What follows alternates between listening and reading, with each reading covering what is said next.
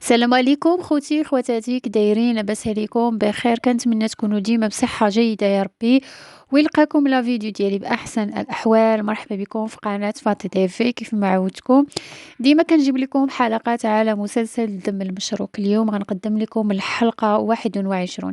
كيف ما كتشوفوا انتهت لنا الحلقة، يعني فرقية فجات وجابت ميلود وغيتا، يعني محتفلة بهم، وقالت لرحمة بلي أنا جاية طالبة يد بنتكم لولدي ميلود.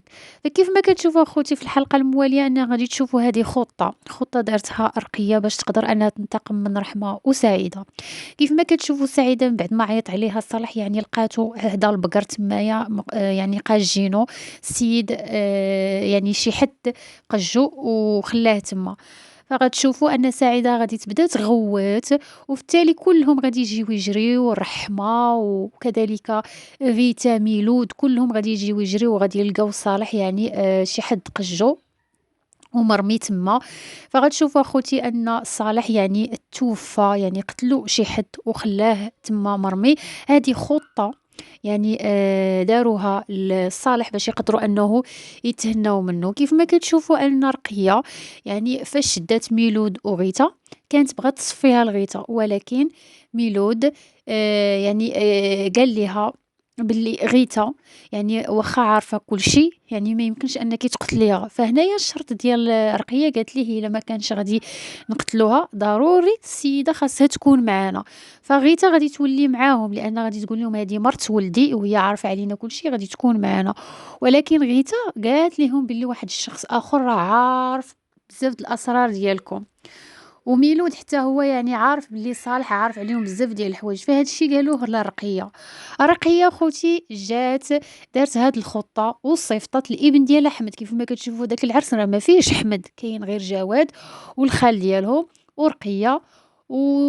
وميلود. اما احمد ما كاينش. احمد اخوتي هو اللي صيفطت رقية، قالت ليه صفيها لصالح، لان صالح عنده الفيديوهات ديال رقية فاش كان كيصورهم وكيصور ولادها، وفي نفس الوقت يعني عارف عليهم بزاف ديال الحوايج. فهاد الشي علاش أرقية هي اللي أمرت أنها تصفيها لصالح، يعني أحمد هو اللي صفاها لصالح. ورحمة كان على بالها بلي رقية جاية دير لهم عاوتاني خطة تسرق لهم البقر، فهاد المرة ما جاتش تسرق البقر، فهاد المرة جات قتلات اللي مقابل البقر. المهم اخوتي رحمة ما غتفهم مازال حتى شي حاجة، غادي تخلع تقول اش هادشي داروا لينا جريمة هنا.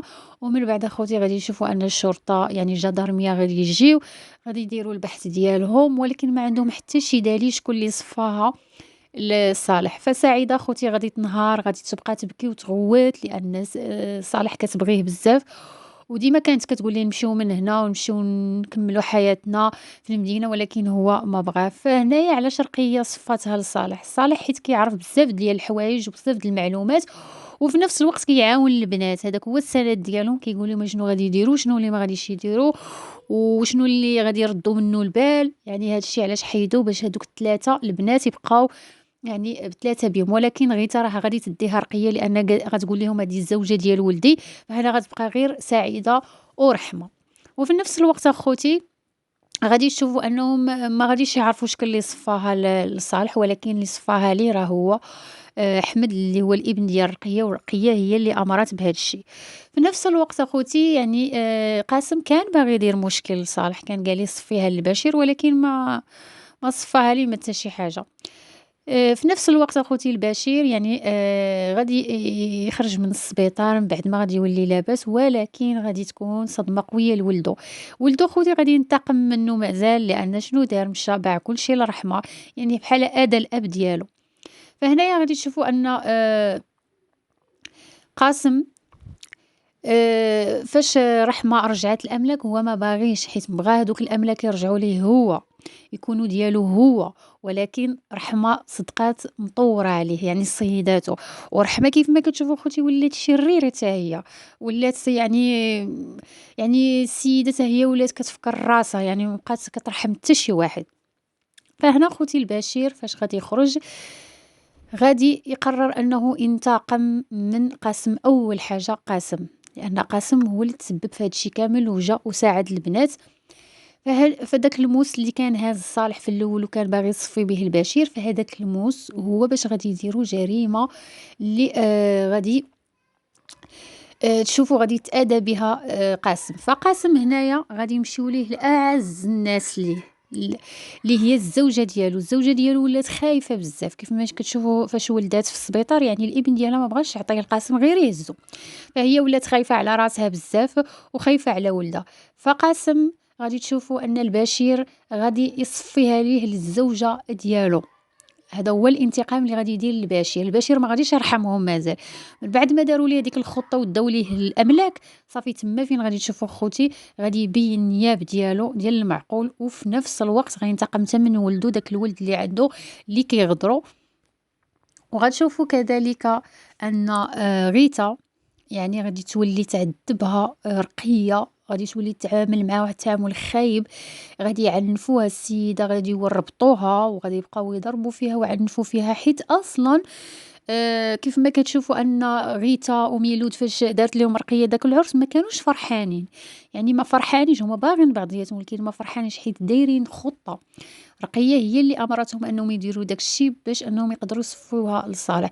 فهنا فاش غتمشي عندها للدار، يعني راه ما غاديش تتعامل معاها كزوجة ديال ولدها، غادي تتعامل معاها تعامل خايب، غتربطها وغتبقى تضرب فيها وحالتها غادي تولي حالة. ميلود في نفس الوقت غادي يعذبوه، وغتشوفوا خوتي ميلود غادي يهرب للأم ديالو، لأن رقية ما غاديش تنسى داك الغدار اللي داروا ليها. يعني من بعد ما ورات لولدها البقر ومشات اتفقوا غيتا باش يسرقوا داك البقر، فهاد الشي علاش غادي تنتقم من ابن ديالها وغتنتقم من غيتا، بالضبط غيتا. فنفس الوقت غادي تشوفوا اخوتي ان غادي يتم البحث على يعني شكون اللي صفاها لصالح. وغادي تشوفوا رقية عاوتاني بعد ما غادي تبدا تعنف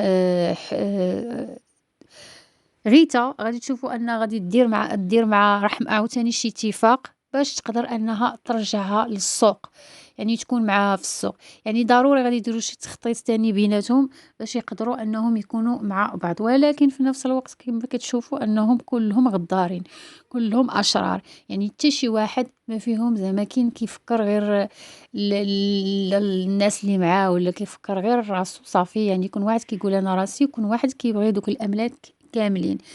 فقاسم هنايا كيف ما قلت لكم ما غاديش يعجبو الحال من بعد ما رحمة رجعات الأملاك ديالها، فهو غادي يبغي عاوتاني دوك الأملاك يكونوا ليه. وفي نفس الوقت قاسم هو براسو غادي يبدا يدير المشاكل لرحمة تاني والأخت ديالها سعيدة باش يقدر أنه يستولي ليهم تاني على البقر وعلى الأملاك اللي باقين. المهم أحبائي الكرام، عطيتكم بعض الأحداث من مسلسل الدم المشروك. كنتمنى أنكم تشتركوا معنا في القناة وتفعلوا الجرس باش ديما توصلوا بالجديد. شكرا لكم، مع السلامة.